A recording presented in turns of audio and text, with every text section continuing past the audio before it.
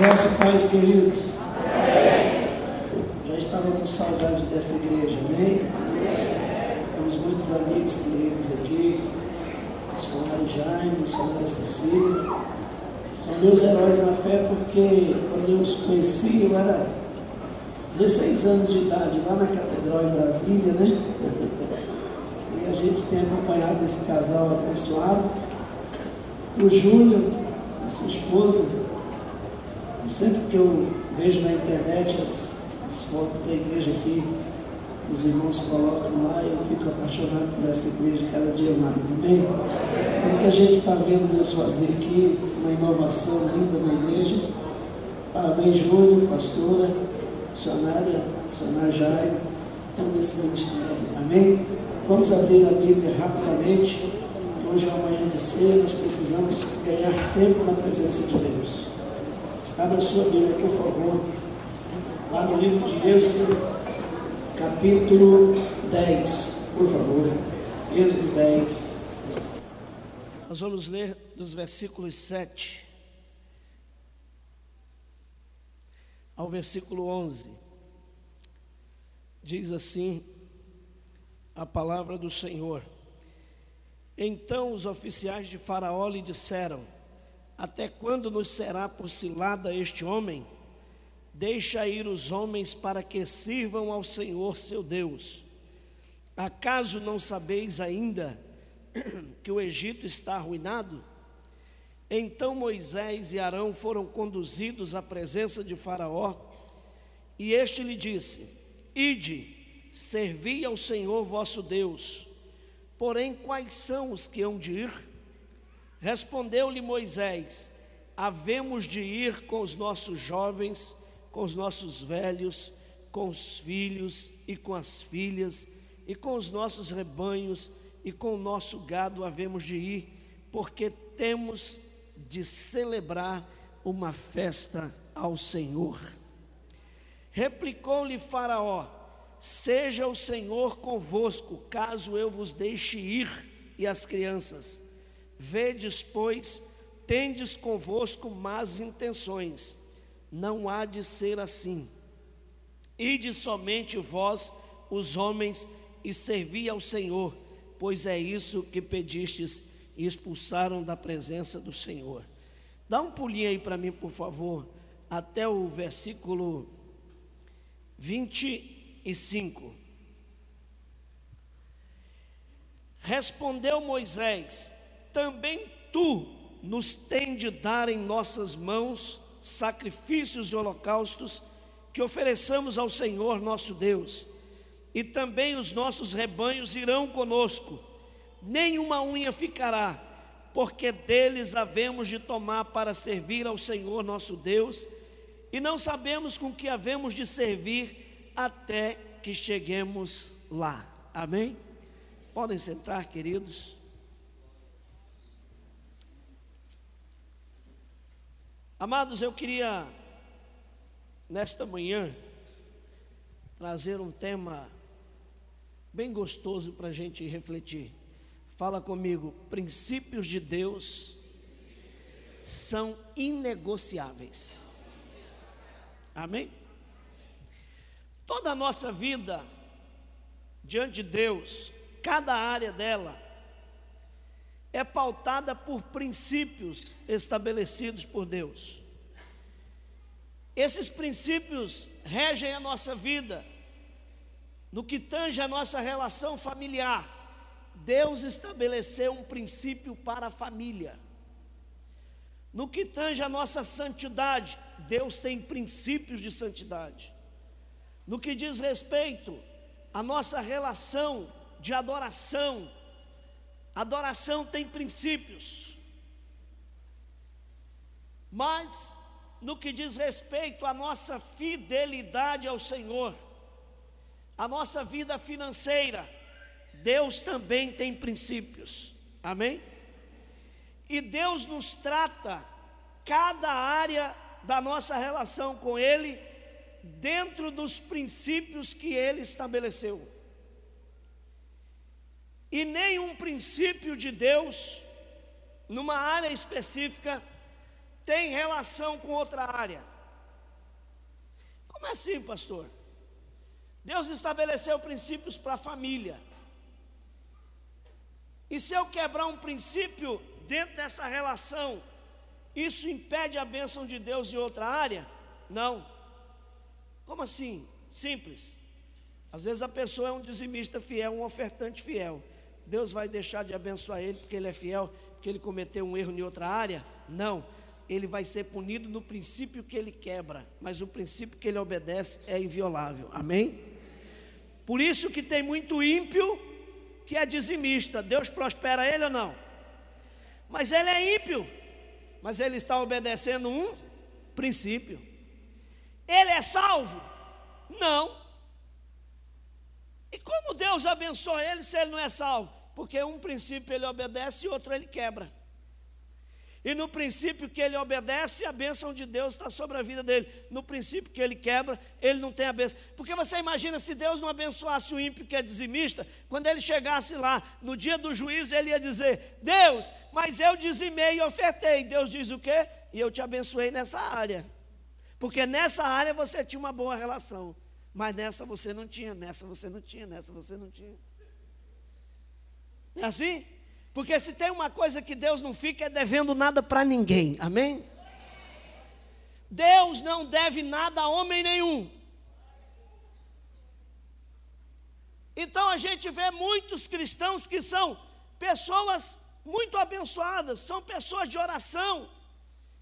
E nesse princípio eles são cheios do Espírito, porque têm uma vida de oração. Nós temos cristãos que têm uma boa relação familiar, e nesse princípio ele está bem com Deus, mas não é cheio do Espírito Santo, porque não ora, porque não busca a Deus. Às vezes ele ora, busca a Deus, tem uma boa relação familiar, mas não é fiel. Aí você vê, esses princípios, ele está bem, financeiramente ele está mal. Então agora se explica por que determinadas áreas da nossa vida vão bem com Deus e determinadas áreas da nossa vida estão mal com Deus. Porque nós estamos trabalhando princípios como se todos eles regessem a nossa vida, e não funciona assim.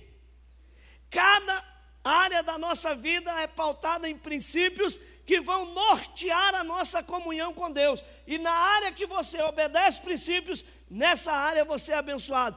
Mas na área que você quebra princípios, nessa área você perde a bênção de Deus. Eu estava pregando no Rio de Janeiro, um empresário, dono de uma construtora, foi me procurar para uma conversa. E nós sentamos, e ele estava preocupado com algumas coisas que estavam acontecendo na vida dele. Eu falei: meu irmão, você acha que Deus usa a lei da compensação? Ele falou: como assim, pastor? Eu falei: você é um homem muito rico. Sim. Você é um excelente dizimista. Sim. Você ajuda muito a sua igreja. Sim. E você é muito amigo do seu pastor. Sim. Mas em compensação você é um adúltero. Aí ele arregalou o olho para mim. E eu falei: você acha que porque você investe muito do seu dinheiro na igreja, Deus vai compensar e dizer: ele é bonzinho aqui, ele investe aqui, então ele pode pecar aqui? Não. Não há compensação. Princípio é princípio para ser pautada todas as áreas da nossa vida. Não pense que porque você ora muito, significa que financeiramente você é abençoado. Por quê? Porque há um princípio aqui e um princípio aqui. Nós temos muitos crentes cheios do Espírito Santo e do poder de Deus, mas financeiramente a vida deles é um fracasso. E por que isso? Porque no que diz respeito a princípios de santidade, de oração, ele é muito bom, mas quando diz respeito a princípios de fidelidade, ele é um fracasso. E eu sempre disse, toda a minha vida entendi isso: se oração prosperasse alguém, as irmãs do círculo de oração eram milionárias.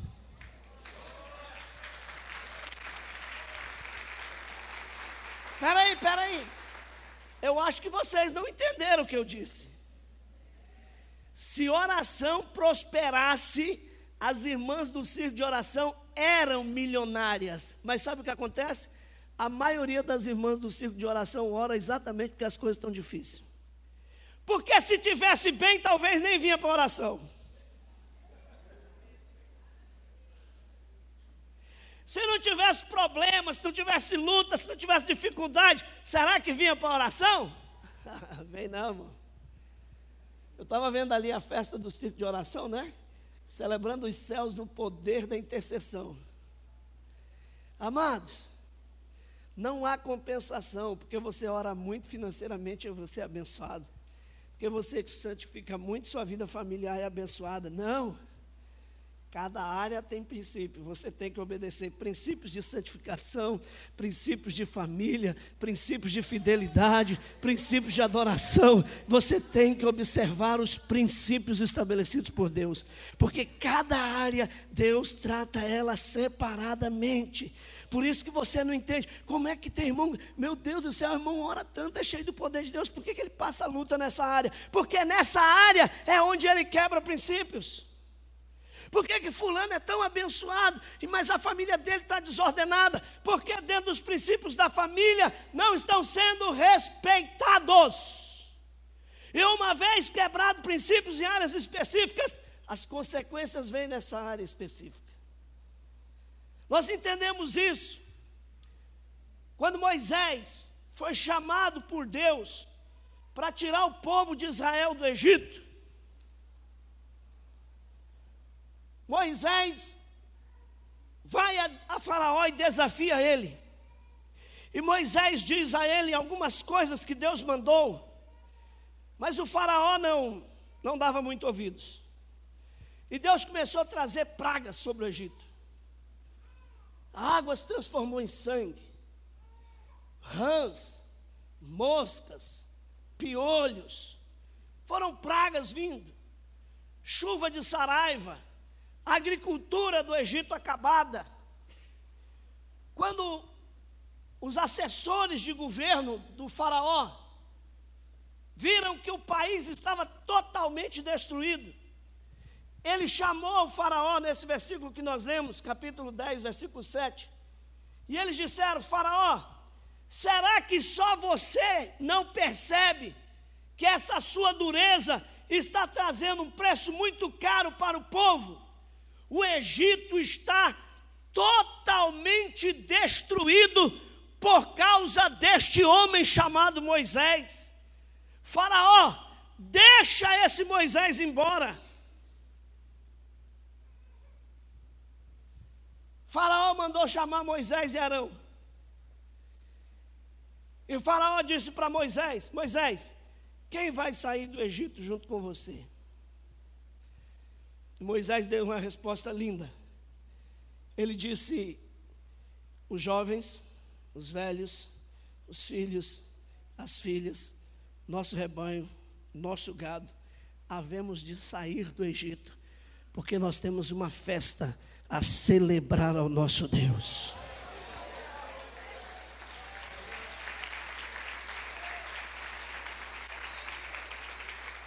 Presta atenção, irmãos. Quando os filhos de Israel entraram no Egito, eles se tornaram donos da riqueza do Egito. Quando o Faraó escravizou os filhos de Israel, ele tirou a riqueza dos egípcios, dos filhos de Israel. Ele tirou a riqueza do povo de Deus e escravizou aquele povo. Deus levantou Moisés para tirar o povo da escravidão. E quando você pensa em sair de uma escravidão que domina a sua vida, você tem que pensar que você não pode sair de uma escravidão sozinho. Não lhe acrescenta nada deixar de ser escravo, mas permanecer a sua família na escravidão. Moisés tinha um entendimento: se ficasse um filho de Israel escravo, toda a nação continuaria escrava, porque eles estariam saindo e deixando os seus para trás. Faraó é uma figura do diabo. Ele figura, personifica Satanás, tentando oprimir o povo de Deus. O Egito é uma figura do mundo, personifica o mundo que a gente vive. Israel é uma figura da igreja de Jesus. E o que nós precisamos ter cuidado é o quanto o diabo tem tentado escravizar os cristãos. E não há outra área que o diabo consiga escravizar o homem mais do que atingir sua vida financeira. Para que Faraó pudesse escravizar os filhos de Israel, ele teve que tirar a riqueza deles. Sabe por quê? Porque ninguém escraviza rico. Ninguém escraviza quem tem dinheiro. Amém? Você já viu até nas novelas da televisão, nos filmes, os caras pegam um rico, amarra ele no tronco, chibata nele, dá uma rico, apanha, sem vergonha. Já viu isso? Já? Já ou não? Quem que eles colocam lá para bater? No tronco. Lerê, lerê, pá! Quem é? Pobre, irmão. Pobre. Como se escraviza alguém? Tira a riqueza dele. Como se escraviza um homem? Tira o poder financeiro dele. Tirou o poder financeiro, o resto é consequência natural. Que o diga Jó. Quando Jó era um homem rico, a mulher dele tratava ele como? Amor, estou indo ao shopping, viu? Qual o cartão que eu uso? Visa, Credit Card, Mastercard, American Express.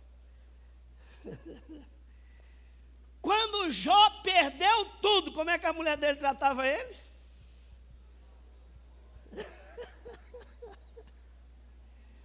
Amaldiçoa a Deus e morre. O cara que tem uma mulher dessa precisa de diabo na vida dele para infernizar ele? Olha, estou falando da mulher de Jó, tá? Por favor, ninguém se ofenda, tá? Até porque ninguém aqui se chama Jó, né, Jó? Ou seja, enquanto o homem estava bem de vida, estava tudo bem. Quando ele perdeu tudo, aquela que a Bíblia diz que Deus a colocou para ser a disjuntora, ou seja, aquela que está do lado, foi o primeiro inimigo que ele arrumou.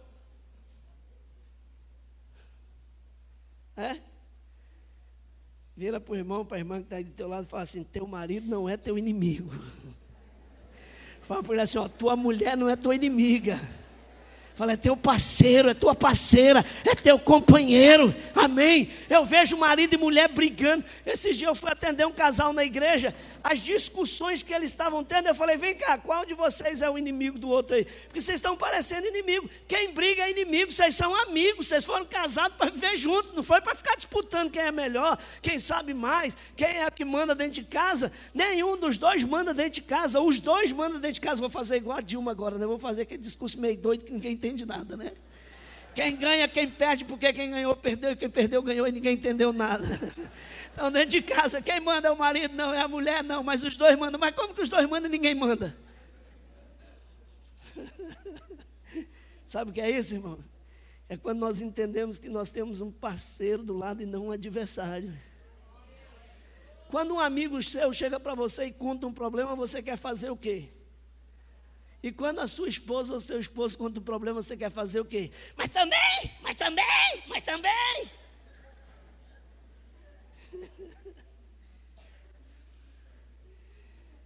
Casal não é inimigo, irmão. São duas pessoas que estão juntas por um objetivo comum.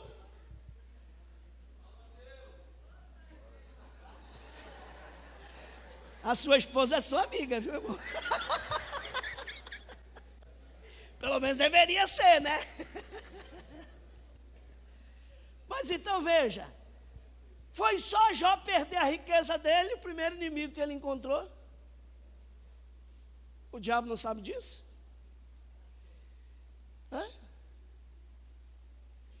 Então diga para o irmão que está aí do teu lado: se o diabo quer escravizar você, a primeira coisa que ele vai fazer é atingir tuas finanças. Amém? Foi o que Faraó fez. Tirou a riqueza dos filhos de Israel e depois escravizou eles. Mas depois de tanta praga, praga e tanta punição de Deus, chega a hora dos filhos de Israel sair do Egito, Faraó faz uma pergunta para Moisés: quem vai sair? Qual foi a resposta de Moisés? Todo mundo. E ele ainda disse mais: o que nos restou no Egito foram alguns rebanhos e alguns animais, inclusive esses. Porque nós temos uma festa para celebrar o nosso Deus. Aí o faraó disse assim: Moisés, vocês estão mal intencionados. A ideia de vocês é sair todo mundo, depois vocês não voltam mais. Vamos fazer um acordo. Vão os homens, as mulheres, os jovens, as crianças, os animais ficam. Porque foi isso que você pediu. E não foi, irmãos. O que Moisés pediu foi: sai todo mundo. Deus trouxe sobre o Egito a praga dos gafanhotos. A Bíblia diz que o que sobrou da agricultura, os gafanhotos comeram. Faraó mandou chamar Moisés, disse: Moisés, vamos repensar. Vai vocês, os homens, leva as mulheres também. Moisés disse: não. Vai os animais, vai os rebanhos, vai os filhos, as filhas, os velhos, vai todo mundo. Não, já está bom, estou deixando ir os homens e as mulheres, as crianças e os animais ficam. Deus trouxe uma outra praga, a praga da escuridão. Faraó mandou chamar Moisés de novo: Moisés, vamos fazer um acordo? Podem ir. Olha que coisa interessante. Versículo 24. Faraó chamou a Moisés e disse: ide servir ao Senhor, fique somente o vosso rebanho e o vosso gado. As crianças também podem ir. Olha o que aconteceu. Vão os velhos, vão os homens, vão as mulheres, vão todo mundo. Vai as crianças também. Os rebanhos ficam. Gente, vocês percebem uma coisa? Faraó está fazendo o que com Moisés? Negociando. Quem vai, quem fica. Deixa eu falar uma coisa para vocês. Quem tem familiar aqui que ainda não é salvo por Jesus? Levanta a mão. Olha o que eu vou dizer para você. Faraó é uma figura do diabo. E os assessores de Faraó disseram para Faraó: o Egito está sendo destruído por causa desse povo. Deixa eles ir. Você tem orado pela sua família? Tem? Eu imagino que de vez em quando os demônios chegam lá e falam para o diabo: deixa a família desse cara ir para a igreja, porque olha, o inferno está virando um inferno, porque esse povo fica orando. E esse Deus desse povo aí está infernizando o inferno. Esse Deus está tumultuando isso aqui. Deixa aí. Olha o que Faraó falou. Vão as crianças, os assessores, deixa aí. Faraó disse: vai os homens. Não, agora vão as mulheres. Não, agora vão as crianças. Sabe o que isso quer dizer, irmão? A pressão de Deus sobre o Egito fez o Faraó soltar o povo de Israel. A pressão de Deus sobre o inferno faz o diabo soltar a sua família, soltar os teus filhos, soltar os teus velhos, soltar a tua família. Mais cedo ou mais tarde, o diabo vai dizer: vai todo mundo adorar a Deus.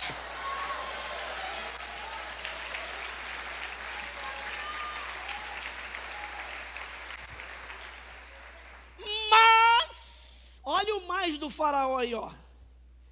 Então o faraó disse: vai e sirva ao Senhor, mas os vossos rebanhos e os vossos animais ficam. O que eu disse? Princípios são inegociáveis.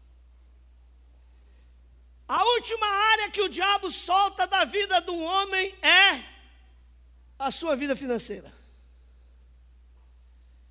Com todo respeito àqueles irmãos que não gostam de ouvir falar em dinheiro na igreja, você tem problema com Deus. Sabe por quê? Eu ouvi muitas pessoas, e ouço todo dia, criticando a Igreja Universal. Os fins não justificam os meios. O princípio está certo e o fim está certo. Muitas vezes o meio é que deixa dúvidas. Amém? O princípio que eles aplicam está correto e a finalidade que eles aplicam está correta. O O princípio é a fidelidade. E o fim, abrir igreja, construir prédios, evangelizar, rádio, televisão, alcançar vidas. O fim está correto e o princípio está correto. Os meios é que às vezes tumultuam o meio de campo e levanta dúvida. Amém? Vocês podem prestar atenção que ninguém questiona o ensinamento e nem a edificação de igrejas e rádio e televisão, mas questiona-se os meios. Por outro lado, se você pensar,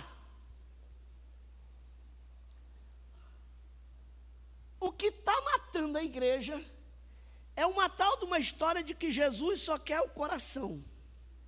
Primeiro, ele não é cardiologista, ele é salvador, amém?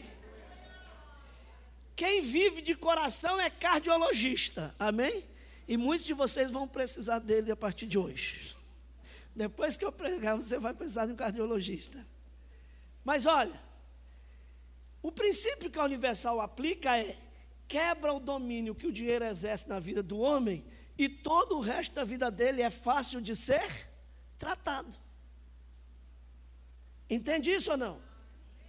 Agora, e quando você tenta tratar o resto da vida do homem, deixa o dinheiro dominar a vida dele? Ninguém falou mais de dinheiro do que Jesus. E resume-se tudo que Jesus falou sobre dinheiro numa frase só: onde estiver o tesouro do homem, aí estará o seu. O cristão que é infiel, onde está o coração dele?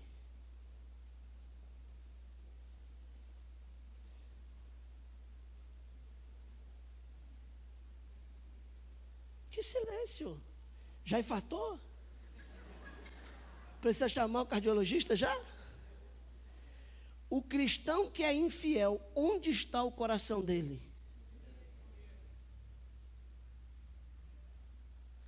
Tudo que Jesus falou, 215 versículos Jesus pregou contra o pecado. 218 ele falou sobre salvação. 2080 ele falou sobre dinheiro. Que horror! Por que ele falou tanto sobre esse assunto? Porque é a única área que o homem se embaraça diante de Deus. Ou vocês se esqueceram daquele texto: ninguém pode servir a dois senhores, porque há de amar um e aborrecer o outro, dedicar-se a um e desprezar o outro. Ninguém pode servir a Deus e ao dinheiro. Qual é o único Deus capaz de confrontar Deus na vida do cristão? O dinheiro. Quer ver uma coisa? Quem era católico aqui? Levanta a mão. Espírita, macumbeiro. Quantas imagens de santo da igreja católica você tem na sua casa? Levanta a mão aí, quem tem imagem de santo em casa? O que vocês fizeram com ela? Hein? Quando você aceitou Jesus, qual foi a primeira coisa que você fez? Se livrou do Deus que dominava a sua vida, certo? Mas tem um que você guardou.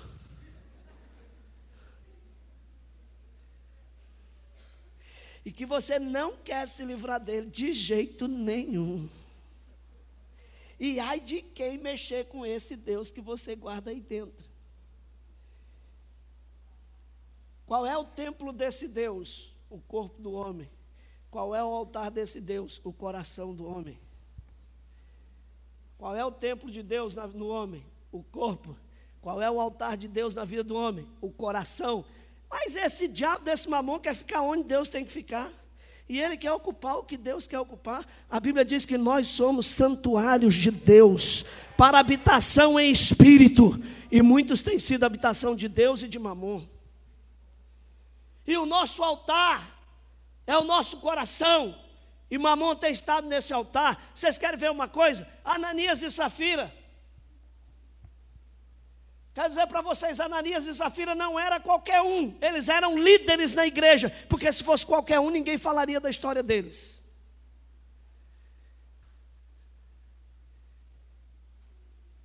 E na hora do louvor, Ananias tinha até um ministério de dança que eles faziam parte.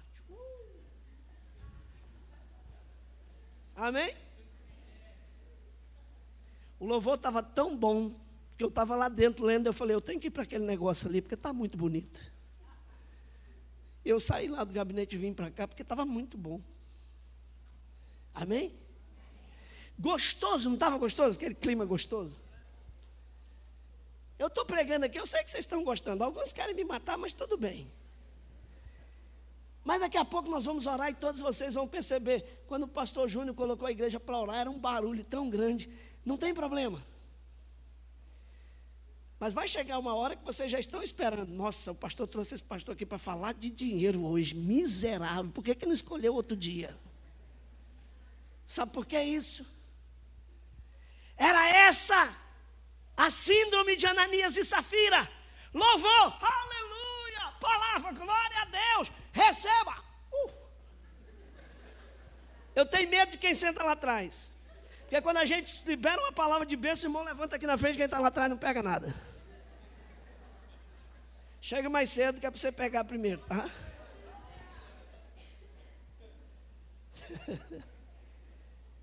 Vamos orar. Irmão, orar é bom demais. Orar é fazer o quê? Senhor, me dá. Recebo, tomo posse. O melhor dessa terra é meu, aleluia. É assim ou não? Quando o pastor fala assim, agora é hora da oferta. Eu sabia. Olha só, tá vendo? Sai dele, Satanás. Ou não é assim? A síndrome de Ananias e Safira. Eu gosto de louvor, eu gosto de adoração, eu gosto de pregação, eu gosto de oração. Eu sei para que tratar desse assunto na igreja. Opa. Quem está falando? Você ou Mamon? Quem está reagindo? Você ou Mamon? Então, há um princípio que está sendo violado. Há um princípio que está sendo quebrado. E quando esse princípio é quebrado, amado, você vai ver irmão pular, sapatear, falar língua estranha. Pastor, mas o irmão é uma bênção. Mas é infiel. É? Mas é infiel. Sabe, irmãos? Eu estava pregando numa igreja em São João de Meriti. Eu nunca imaginei quanto Mamon pode ser tão terrível dentro da igreja.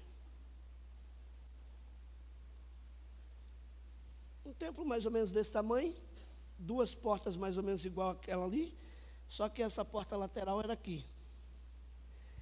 E o pastor falou para eu chegar no culto 7 horas da manhã. Se eu não chegasse 7 horas da manhã, eu não entrava na igreja. Eu falei, para pastor, qual é a igreja que 7 horas da manhã tem esse tanto de gente? Eu não acreditei, mas preferi não arriscar. Quando eu cheguei 7 horas da manhã, irmão, não tinha lugar para entrar dentro da igreja. E quem chega depois das 7 tem que esperar para o culto das 9h30. Quando o pastor termina o culto, ele abre a porta aqui, o povo vai saindo por aqui e os outros vão entrando por lá. São 2 cultos no domingo. Agora não, eles construíram uma mega catedral, linda. Mas olha, quando eu estava ministrando, tem um livro meu chamado Deus versus Mamon, de que lado você está? Muito bom. Foi eu que escrevi. Modéstia total. Modéstia é uma das minhas virtudes.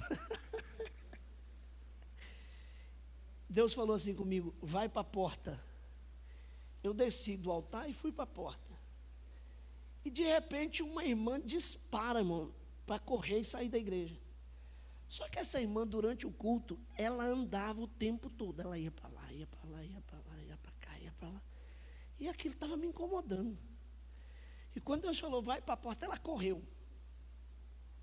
No que ela correu, eu botei a mão assim, ela parou na hora. E ela começou a gritar, eu tenho que sair daqui, eu tenho que sair daqui. E eu perguntei, por que você tem que sair daqui? Ela disse, porque eu estou perdendo as minhas forças. Aí eu falei, volta. E a mulher botou a mão para trás e foi, parecia um bicho rugindo. Quem é você? Aquele demônio disse: eu sou um príncipe dominador de mentes. Sabe o que é isso, irmãos? A Bíblia fala sobre principados. São príncipes que trabalham na mente. Paulo fala sobre isso lá em 2 Coríntios capítulo 11, versículo 2, 3. No 1 ele diz assim: oxalá vocês me compreendessem pelo menos nas minhas loucuras, porque todo pastor parece que é meio louco, né?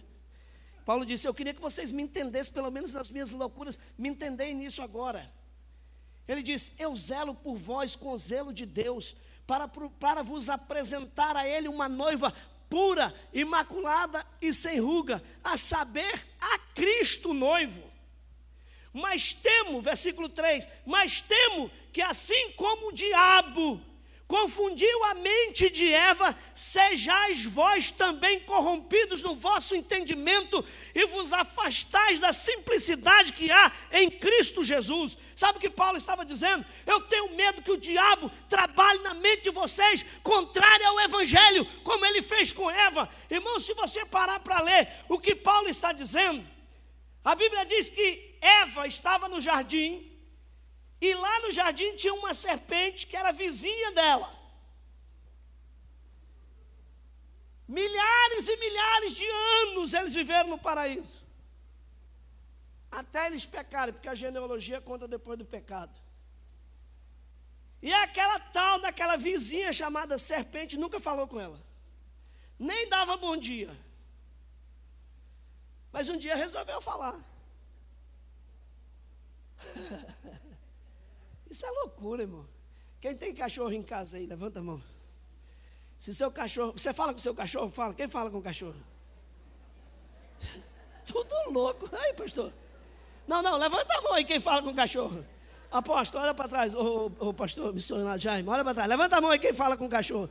Pastor, dá um jeito nisso, Júnior. Só falta tu dizer: eu falo com o meu. Não, tudo bem, tá, vamos considerar. Você falar com ele, está tudo certo. Ele responde? Ele responde, ele balança o rabinho, ele sorri e tal. Mas ele fala? Se ele abrisse a boca e você dissesse: cadê o cachorrinho da mamãe? E ele viesse: ai, mamãe. Você faria o quê? Sairia correndo? Expulsava, repreendia ou levava no Faustão? Nossa, meu cachorro fala, vou levar ele na televisão, vou fazer sucesso. O que é que você faria? Pelo que eu ouvi aqui, uns repreendiam, outros saíam correndo. Gente, qualquer ser humano normal reagiria estranhamente, mas esse bicho está falando. Sabe o que é engraçado? A Eva não estranhou. Ué, cobra, desde quando tu fala? Isso não é normal, está amarrado, sai dela. Qualquer pessoa normal repreenderia, expulsaria. Mas sabe o que é interessante? A Eva desenvolveu um diálogo. Não é um monólogo. Não é uma cobra falando e ela simplesmente ouvindo. E qual era o tema da discussão? A palavra de Deus. Imagina se você chegasse em casa e seu cachorro dissesse: e aí, como é que foi o culto hoje? Cara, isso é loucura. Missionário, a cobra virou para Eva e disse: não foi isso que Deus disse? Que vocês podem comer de todas as árvores que estão no jardim sem problema? E a Eva disse: não foi isso que Deus falou, não. Deus falou que a gente pode comer da árvore que está lá no meio do jardim, a árvore do conhecimento do mal, isso a gente não pode comer. Aí a serpente diz: mas não era bem isso que Deus queria dizer. Gente, está tendo um monólogo ou um diálogo? E nesse diálogo, qual é o tema? O que Deus disse.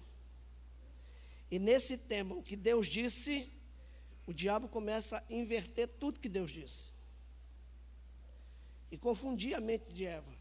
E oferecer a ela uma proposta: no dia que vocês comerem, vocês vão ser semelhantes a Deus. Olha que negócio bom.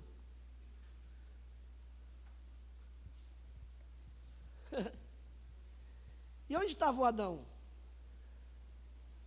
Onde estava Adão?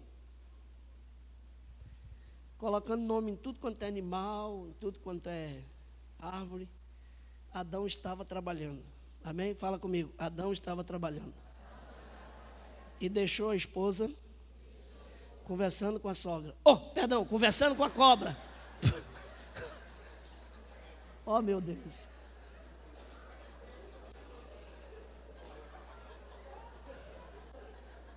Desculpa, irmãos, perdão. Foi um engano. É porque confunde o nome, só muda o C para o S. Mudar C e S a gente sempre erra, né, pastor? A gente tem umas dúvidas sobre onde entra o C, onde entra o S, não é? É ou não, pastor? Júnior, o senhor que entende português, advogado, redator de texto, de vez em quando a gente fica em dúvida, é com C ou com S? Quem já passou por essa crise do C ou S? É nesse texto aí eu confundi, irmãos, desculpem. Eu sempre erro. Às vezes as pessoas pensam que eu tenho alguma coisa contra a sogra. Nada, absolutamente. A pessoa que eu mais amo nesse mundo é a sogra da minha esposa. Como é que eu vou ter problema com sogra? O quê? Nossa, ela é minha mãe, desculpa, eu não sabia. Mas é sogra. Fazer o quê? Amados, Adão deixou a mulher conversando com a cobra e discutindo Bíblia, discutindo a palavra de Deus. Eu estou aqui contextualizando, colocando como Bíblia, né? Ou seja, colocando em dúvida a palavra de Deus. Sabe o que Paulo diz? Eu tenho medo que o diabo confunda a mente de vocês a respeito da vontade de Deus. E é sabido que a árvore do jardim tinha mais como princípio obediência e fidelidade. Por quê, irmãos? Presta atenção numa coisa para você pensar. Qual árvore era mais interessante comer? A do conhecimento do bem e do mal ou a árvore da vida? Quem comesse da árvore da vida não morreria. Nunca mais. É só você lembrar que quando Adão e Eva comeu da árvore do conhecimento do bem e do mal, Deus falou assim: vamos tirá-lo do jardim, colocar lá uma espada para cercar o jardim e um anjo para proteger a árvore da vida, para que não seja o caso que o homem coma e viva eternamente. Ou seja, não foi proibido o homem comer da árvore da vida. Mas o diabo tentou eles a comer da árvore da vida? Não. Por quê? Porque não foi da árvore que Deus disse não toque. A árvore que Deus disse não toque foi do conhecimento do bem e do mal. O diabo sempre vai levar você a tocar naquilo que a Bíblia diz, não toque. Satanás sempre vai tentar levar você a desobedecer e quebrar um princípio, não toque. Sabe o que a Bíblia diz? O dízimo é santo ao Senhor. Sabe o que isso quer dizer? Não toque.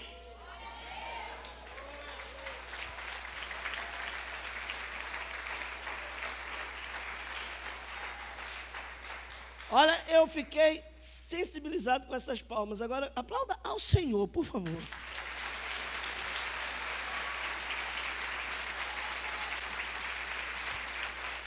Não toque. Diga para o irmão que está aí do seu lado: o dízimo é santo. Não toque. Sabe o que é isso, irmãos? O mesmo diabo que convenceu Eva a fazer aquilo é o mesmo diabo. Abre a Bíblia aí, por favor. Em Atos dos Apóstolos, capítulo 5, versículo 3. Deixa eu tirar aqui esse negócio, que agora eu estou com calor. Eu sou assim, meio pentecostal, vai esquentando, eu vou pegando, amém? Agora eu vou pregar mais 2 horas. Tirei a paletó, pastor, agora vai. Atos capítulo 5, versículo 3. Diz assim: Ananias, por que encheu Satanás o teu? É isso que está escrito aí? Para quê? Mentir ao Espírito Santo e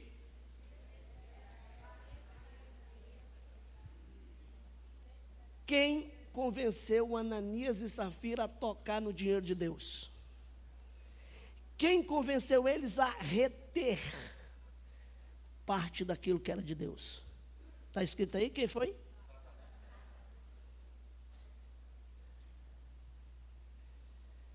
Pergunta para o irmão que está aí do teu lado, está retendo alguma coisa de Deus, irmão?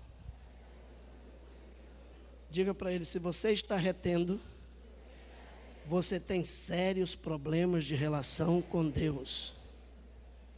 Porque Satanás estava no coração de Ananias e Safira. Porque encheu Satanás o teu coração? Espera aí, amado, mas não era o mesmo Ananias que estava no ministério de dança, no louvor? Não era o mesmo Ananias que na hora do louvor, glória a Deus, que na hora da oração me dá, que na hora da mensagem eu recebo? Não é o mesmo Ananias que durante todo o culto era o cara mais fervoroso, mas quando chegou na hora da oferta, se revelou quem realmente estava no altar?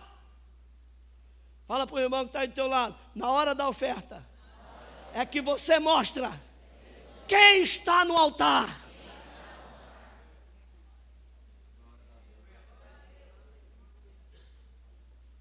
É na hora que tem que tratar aquilo que você não quer que seja tratado. É na hora que vai mexer na área que você não quer que mexa. Aí se revela quem realmente está no altar. Ah, pastor, mas eu falo em língua estranha. Isso não quer dizer nada. Amém? Não quer dizer nada. Está lembrado que Jesus disse? Muitos naquele dia diziam, Senhor, no teu nome eu profetizei, eu falei em línguas, eu fiz e aconteci. Apartai-vos de mim, eu não te conheço não. Mas como pode? O cara é profeta e vai ouvir Jesus dizer, eu não te conheço. Deus só conhece um homem quando tem que tratar da vida financeira dele, porque aí ele revela quem realmente é o seu tesouro. Nossa, esse aleluia foi tão fraquinho, não foi? Puxa vida. Talvez se eu dissesse assim, Deus vai te dar um tesouro, aí o glória a Deus seria diferente. Mas a verdade não é essa, irmãos. Deus nos conhece quando Ele tem que tratar com o nosso bolso. Amém? Aí sim. Sabe o que Deus falou para Moisés? Quando vocês entrarem na terra, Deuteronômio 8, e tiverem construído casas boas, e tiver aumentado o vosso gado, e tiver aumentado os vossos rebanhos, e o vosso ouro e a vossa prata, não se esqueça do Senhor teu Deus, porque é Ele que te dá força para adquirir todas essas coisas que hoje se vê. Sabe quando Deus falou isso para o povo de Israel? Quando eles eram escravos.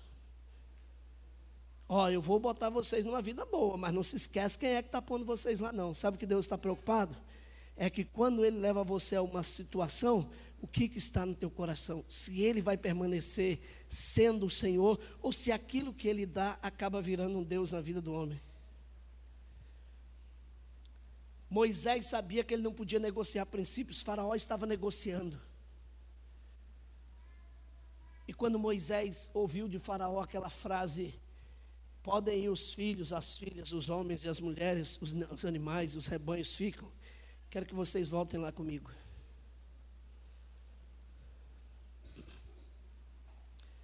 Versículo 25.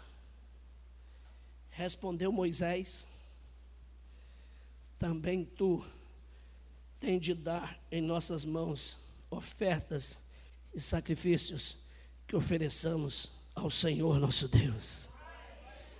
Presta atenção, irmão. Eu amo esse texto. Eu amo esse texto por uma razão.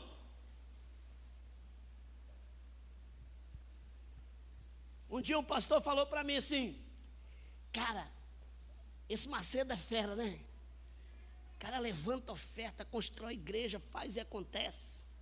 Falei, fraquinho. Não, o Valdomiro é o cara.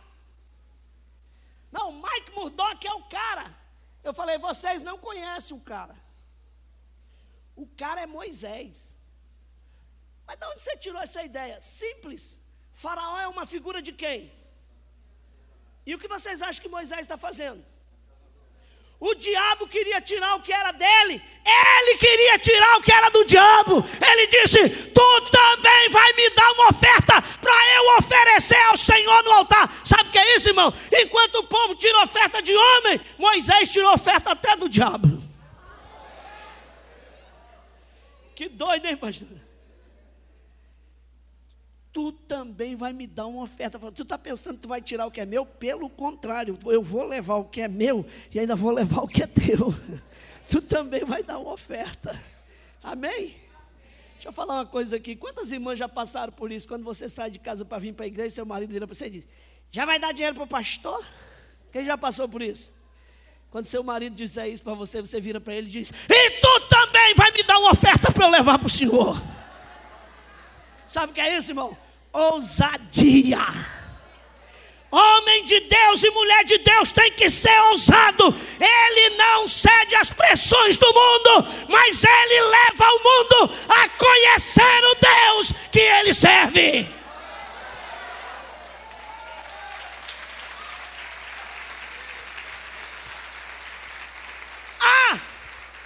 Pastor, o mundo está falando por causa da oferta na igreja. Leve eles a conhecer o teu Deus e não deixa que ele inculta na tua mente o que o Deus deles quer que você pense.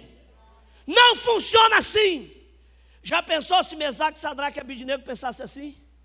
Se dobra todo mundo aí diante da minha imagem. Mesaque, Sadraque. É de propósito que vocês fazem isso? É sim. Vocês sabiam que vocês vão morrer?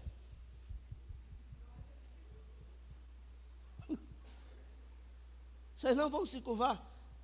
O rei fica sabendo de uma coisa. Se Deus que nós servimos quiser nos livrar, Ele vai nos livrar. Se Ele não quiser,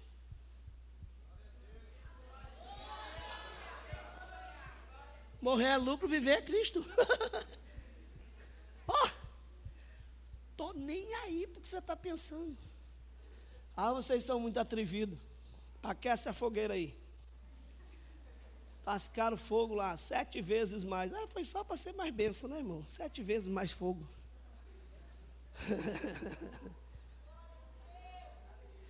Joga esses camaradas aí dentro. Jogaram. Meia hora depois o rei olha assim. Estranho.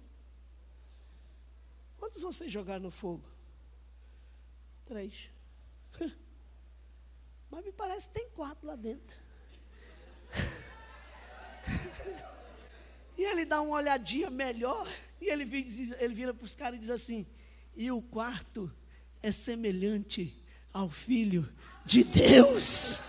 Irmão, sabe o que é isso? É 3 camaradas que faz Jesus descer do trono e entrar lá na fornalha com eles. Sabe o que é isso? É quando eu quero que o mundo conheça o Deus que eu sirvo e não o mundo me apresente o Deus deles. Sabe o que Faraó, sabe o que o rei fez da Babilônia?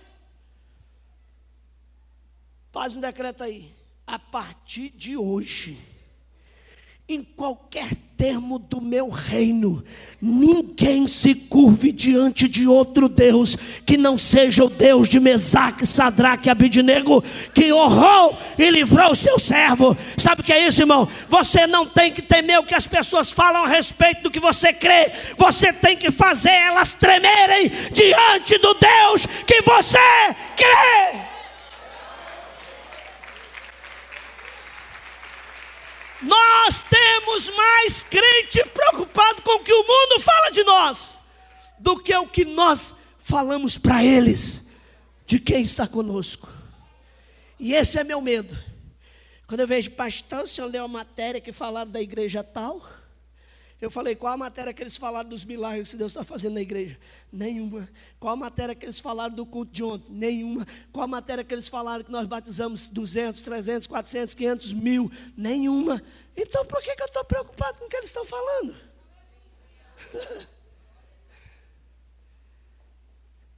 Tem gente mais preocupada com o que o mundo fala do que com o que o pastor fala. Amém? Fala para o irmão que está aí do teu lado: o que o mundo fala é lixo. O que você ouve na igreja é a palavra de Deus. Aleluia! O mundo só tem lixo.